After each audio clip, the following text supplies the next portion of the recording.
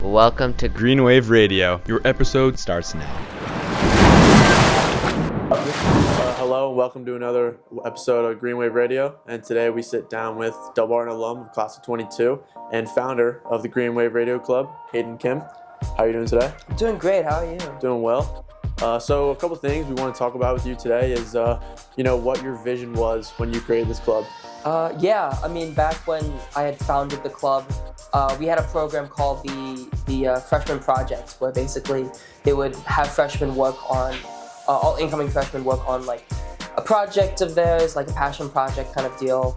And growing up for me, I was a big podcast guy. I loved NPR, WNYC, big into, Wait, Wait, Don't Tell Me, which is more of a game show, but Wait, Wait, Don't Tell Me, This American Life, Radio Lab, Serial at the time was really popular. So I was really into this audio-only storytelling aspect. And at the time, Delbarton really didn't have anything like that. And I was like, why not fill this gap? I think this is a really cool medium that is open to be explored. So I just went in and went for it. Did you take it on alone, or did you have anyone with you to start with? For the first 2 years, it was totally alone. I mean, my freshman year, because it was part of like the project, it was supposed to be an individual like solo project to help you like explore and stuff. So I totally went on my own for that. Going into my sophomore year, when I realized this is something I wanted to continue doing, I had help from Mr. Jared Lowy and Mrs. Jessica Fittis. And they were huge helps to help me, get actual funding from it through the school. And because they also saw the immense opportunity there was for students. And also for as a medium to let people tell the stories of Delbarton. What did you base the freshman project on that sparked all this? What was your freshman project on? My freshman project was Green Wave Radio, so it was So it was just the podcast? It was the podcast. That's just how it started? Okay. Yeah. Okay. And who did you do your first one with? I think I did it on the Pendulum. I think that was my first one. Yeah. In the science wing, because, when they go on the tours and stuff, they always give you one story where they used to say it was like a freshman project or something, I think. I don't know what they say now, but back when I was touring, that's what they had said. But I talked to then one of the physics teachers, and he gave like the physics explanation for it. And I talked to assistant headmaster Rubling, who was I'm digging back in the memory banks for this. He was the science department chairperson at the time when they acquired the Pendulum. Okay. And so you had to get his insight on it. Yeah, so he was directly involved in the process of acquiring the Pendulum and stuff like that. So I think that was, because at the time I wanted to do like an Origins series. Yeah. I think I only did like 2-3 episodes on like Origins, but I talked about like Ben and what it was like getting Ben the dog and stuff, and then the Pendulum.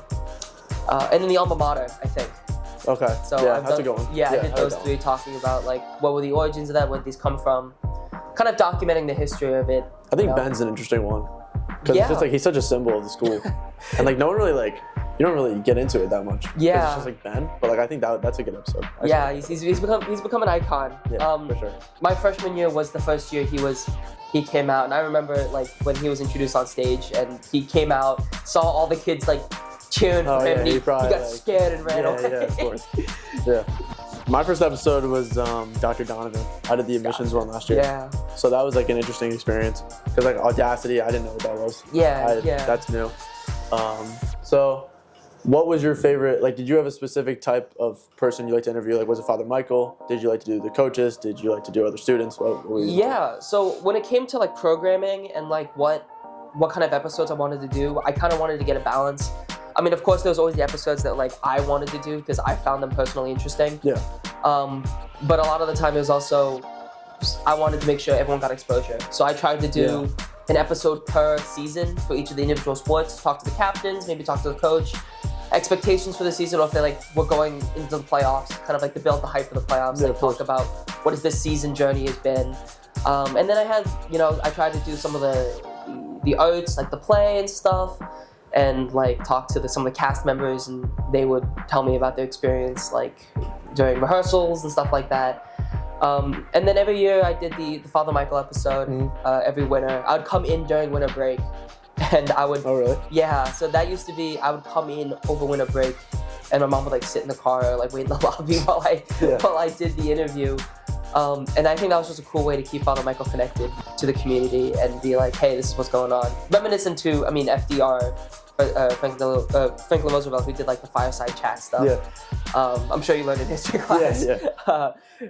So, I don't know if there was any specific episodes that I like enjoyed doing over others. I think there are definitely specific episodes that I really enjoyed doing. But not like a specific type. Yeah, I pick right. Yeah, so I think that some of like the theater ones and like the ones that like not everyone like really like focuses on more are sometimes more interesting. Right. Because like you just find out things and like learn new things about like different types of the school that not everyone really realizes. Right. Because like obviously the sports are great, but like a lot of people like already understand that part of our school and all that stuff. So I just think that part's interesting for sure. Yeah, it was also something that's actually happened more after I graduated was the school had put a lot more emphasis on the arts. They put up all the banners and stuff like my senior year. Yeah. And my freshman, sophomore, and junior year, there wasn't a whole lot of emphasis. I was in Schola Cantorum and Benedictones and stuff, the a cappella group. And so like I was really involved in that community, but there wasn't a lot of recognition campus-wide. And now there's a lot more, which I love to see as someone who put in a lot of work. Yeah, and I have a lot of friends who put in a lot of work. So it's really, I'd like to think that part of it was me putting more emphasis on it as the podcast, but I don't want to, who knows. Yeah. Did you envision this like staying after you left? Like, did you think this was going to continue like from you or at all? Like, no, not really. A lot of guys, when they go off to college, they gain interest in like economics. The AP economics class is super popular. I took that.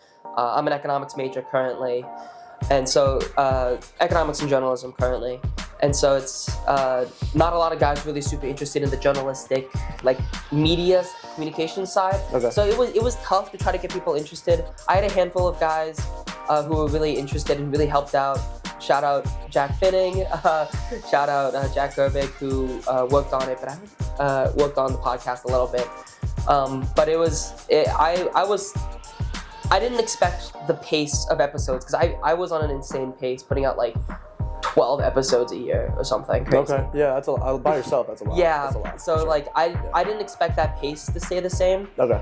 But I was just kind of hoping the Father Mike episodes would stay, maybe some of the sports ones. Yeah. I think those were really important. And so when I left, I was like keeping tabs on what was posting, and it was middling a little bit, so I was kind of bracing myself for like, all right, I'm okay if it like dies. Yeah. But I was really surprised. That's what you're rooting for. Yeah. That's not something I wanted, obviously. It was something I spent 4 years on, and I spent so much time on. So it was sad for me, but it was like, I have to move on, But I'm really happy that you guys have picked it up, and it's in a great shape right now. You guys do some great work. I keep up. Yeah. So I'm really happy, and definitely not something that I expected. Going for college and stuff. I think the interesting part about it is like there are so many connections because there's just so many different things you can do. Right. Like I honestly didn't really know who Jack Alexie was. Right. And then Bill Murray too. Like all that stuff is like I didn't know about that. Exactly. We have so many great alums. It branches out. Exactly. There's so many different like fields that like it goes to. It's really impressive. Right. And it's also when you're interviewing other students, it's also in something I've realized in hindsight, because I had interviewed Jack Leiter and Anthony Volpe when they were students here. Yeah. So like I didn't know they were going to be MLB superstars. Yeah, like you would never know. So it's like you just see them in the hallways. And then... Right. Exactly. And they were awesome. They were great to interview. But it's like now that's just kind of a fun story I tell, because there's a bunch of Yankees fans at the college I go to, Syracuse. Yeah. So it's like it's like my fun fact. I'm like, oh yeah, by the way, I went to high school with Anthony Volpe. Oh yeah, of course. And it's like, at the time, obviously, I didn't know, but like in hindsight, getting that opportunity is so cool, and that's like a story you tell, and that's another benefit of it. It's like guys like me and you, it's like we get to, our classmates and even ourselves have the chance to become future leaders in the world. So it's like we get to hone those skills now. We get to talk to future leaders, and you can kind of look back on that and see like, wow, we came a long way. As you like look at those skills that you acquired from the school, like did you have one like teacher or mentor that you like that really impacted you more than anyone else? Of course, Mr. Lowy, Mrs. Fittis, They were amazing. They helped me through all this process. They advocated to the school on my behalf for Green Wave Radio and stuff. And I mean, they've been nothing but phenomenal, and especially during all this. But yeah, I definitely credit them with a lot of the support I needed, but I was still trying to figure out what I wanted to do, what I was interested in, you know. A lot of guys going into college, they don't know what they want to do, but because of Green Wave Radio, because of the work I'd put in, I realized this is the path I want to go, or at least the direction I want to go in, which was super helpful and gave me a lot of opportunities and a lot of experience. So how are you, like that path you mentioned at Syracuse, what are you doing now? Yeah, so as I mentioned before, I'm a journalism and economics major at Syracuse University. I work mostly in multimedia journalism, so not just audio. Of course, I still work some audio stuff, but mostly it's videography, photography, working for school paper, working for Syracuse Esports, which is like competitive gaming. So I'll travel with the team and stuff and do the vlogging and stuff. Yeah. So we'll go to different tournaments in Myrtle Beach, Vegas, wherever. And I'll travel with the team, stay in the hotel with the team, and they pay for all that, which is super cool. A really fun experience. And I wouldn't have gotten any of those opportunities if I didn't have like the criteria. Not necessarily the criteria, but like the experience, knowing how to interview, knowing how to talk to people, knowing how to know what questions to ask. Yeah.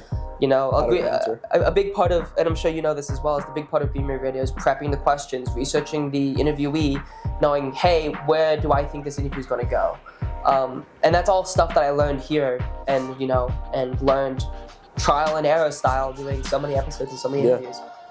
Do you see yourself continuing with that after you're done with your senior year? I mean, I hope so. I mean, I love doing it. I love the interviews. I love hearing stories. I love, capturing people as they are. I think that's the big part, because any piece of communications media, whether it be a podcast, a photo, videos, it captures like a moment in time of not only like the world, but also like each individual person. Yeah. Not to be like too philosophical about 100%. It, but it's like, once this is recorded, it's like time logged, Yeah. This was taken during X year at this point in history. So it's like, for me, I think that's super cool as far as documenting the history of it. Yeah, I agree. I think you get a different like feel for it when it's actually like a one-on-one conversation rather than just reading it online. Absolutely. Yeah, and when you come back to this in the future, it's like, wow, I remember doing this. Yeah. I remember this. I wonder what they're up to now. Yeah. Who's the coolest person you got to interview? Would you say Volpe and Letter, or just the coolest person? I mean, I'd probably say Volpe and Lighter, although those were not my best episodes. The production on those weren't the best. I learned a lot. Yeah. But those were definitely really cool because they were seniors when I was a freshman. Oh yeah, so they were just like the... Yeah, and I still had my sea legs. I was still trying to figure it out. And they were towering figures at the school, so it was like, that was cool. I think the coolest episode I think I've done is definitely the Brian Fleury episode. Yeah. I don't know if you had a chance to go back and listen to that one, but that's definitely I think the best story that I've done. It was... Well, his story is amazing. So. Exactly, and of course you know this, and anyone in the Delbarton community knows this, but his mantras and his sayings are repeated all the time. Mm-hmm. If you're going to get wet, get soaked. Yeah, that's the big one. That's the big one that everyone remembers. But it's like, when I started that journey of that episode, I kind of started with the question of, we hear this guy's name all the time. He has a field named after him, but we don't, as a freshman or as a sophomore coming in, you don't know who he is. He has no meaning to you, but like, he has a huge impact on the campus years afterward. So it's like, I was buddies. I played hockey with his son. Yeah. So I was able to reach out to him and his mother and have that interview, which was awesome. They were amazing. And that one definitely was more like sentimental. Exactly. It was, for me, I took that episode very much more as like, I wanted to make sure his story was told, and so that people understood why he was important. Of course. So talking to one of his former classmates, talking to one of his coworkers, and then talking to his family. I think the biggest thing I learned from that was all three of them explained different aspects of who he was, but they all came to the same conclusion of how great of like a family man he was, how much he was respected, how kind he was. So it was like kind of understanding like, this is the kind of man that Delbarton wants to push forward is like, this is the that's what they're pushing us exactly. That's why they keep repeating his sayings and stuff. And I think that was really powerful and impactful. I'm like, okay, wow, this like that kind of moment. Yeah. Where like this is really cool and totally unintentional. When I went into it, I really didn't have an idea. Typically, when I go into episodes and stuff and I start that creative process, I have like a rough idea of what the episode's going to turn into, the questions, the direction of it, the like overall narrative. But with that episode, I kind of wanted to leave it up in the air because I really didn't know anything. So a lot of it was also me doing a lot of background interviews and talking to people on background, saying like, hey, what was he like? What did he do? Doing a lot of research, looking at some of the awards and stuff he had won. So it was really, I think that was definitely the coolest episode I've done. That's, for me, it was interesting with the Jack Alexi one because obviously our interview with him was very like specific on the Olympics and the accolades and all that stuff. And then he came to talk to us as a school maybe like 3 weeks ago or before break. And he shared like a part of his story that we really didn't get into. And it was like the failure part. And then I think getting into that and like his mindset and what he had to change in order to get those accolades was like more important part that I wish we got into like in the interview.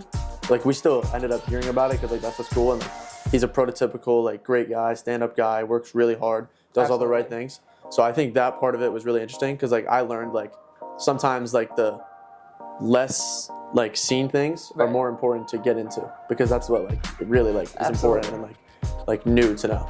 Right, especially as someone who works in media now, it's like learning those things are super important. I think learning like it's okay to get personal. It's okay to talk about because that's the point. These things are supposed to be intimate. It's supposed to be picking at someone's brain a little bit, understanding how they work.